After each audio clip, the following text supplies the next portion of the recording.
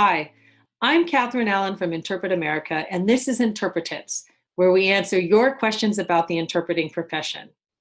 Today's question comes from a language services company in the Midwest that described the following incident.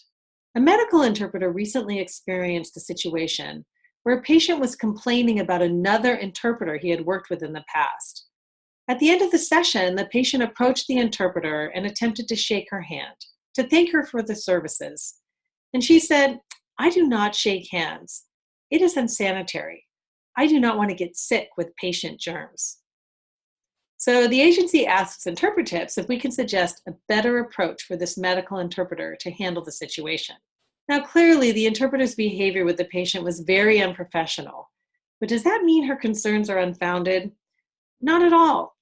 Interpreters work in all kinds of settings that pose health and safety risks. In hospitals, the risk of infection spreading is very real. And in the courtroom, the interpreter may not always be safe sitting next to the defendant, who can become agitated or even violent. Interpreters have the right to take the steps to protect their own health and safety. The trick is in how to handle these issues professionally and ethically. So interpreters are professionally required to show respect for the individuals they interpret for, and as well to have a professional conduct. Healthcare interpreters must also cultivate and show cultural awareness, and that includes navigating key interactions such as greetings and departures. So this doesn't mean that interpreters have to kiss patients twice on the cheek, or if that's common in their culture, or exchange personal information about family members. But it does mean interpreters have to have a concrete plan in place for how they're going to handle these actions ahead of time. So in this case, for example, the following strategies could work. The interpreter could have shaken the patient's hand and accepted the compliment, and then after leaving the room, she could have used an antibacterial gel to sanitize her hands. Or the interpreter could have used her notepad as an excuse not to shake hands, and instead have given a small bow or a nod of the head and a smile to acknowledge the patient's gratitude. Interpreter ethics can be contradictory. So on the one hand, we teach interpreters to be culturally aware. But on the other, we provide guidelines that urge interpreters not to be alone with the patient or not to engage in any direct conversations. We tell interpreters to follow the rule of three.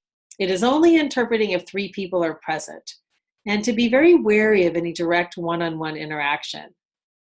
These are important guidelines, and they should be followed, but not to the point where we are afraid to directly engage with the people we're working with. Interpreters should be prepared with warm and professional greetings for patients, clients, and providers. And it's okay to have brief, superficial exchanges to establish rapport, as well as to glean those important linguistic clues about the patient and provider's accent and use of register. It's also critically important that we don't impact a patient or a client negatively with our own body language, our facial expressions, or our attitudes. Imagine if that patient, in this case here, was an abuse victim. The interpreter's rude behavior could help to re-traumatize her. So if you're concerned about the risk of infection or your physical safety in the environments you interpret in, work out your solutions ahead of time. Have a plan for how to greet clients and providers professionally and warmly, but with a physical distance. Carry a notepad and pens in your hands and use them as a way to avoid handshakes. Work with the providers to choose safe positions to stand or sit in if you're concerned the patient or client may pose a safety risk. And if you need more ideas, work with your supervisors, whether from a language services company or at work. So in short, as interpreters, we definitely need to be in charge of our own health and safety, but we need to do so professionally. Having a plan before you walk into a session will protect you. It will protect your professional standing, and most importantly, it will give you the best opportunity to be the communication bridge you are there to be, and not a communication barrier. That's all for now. Let us know your thoughts about how to navigate these tricky situations, and we'll be back soon with the next episode of InterpreTIPS.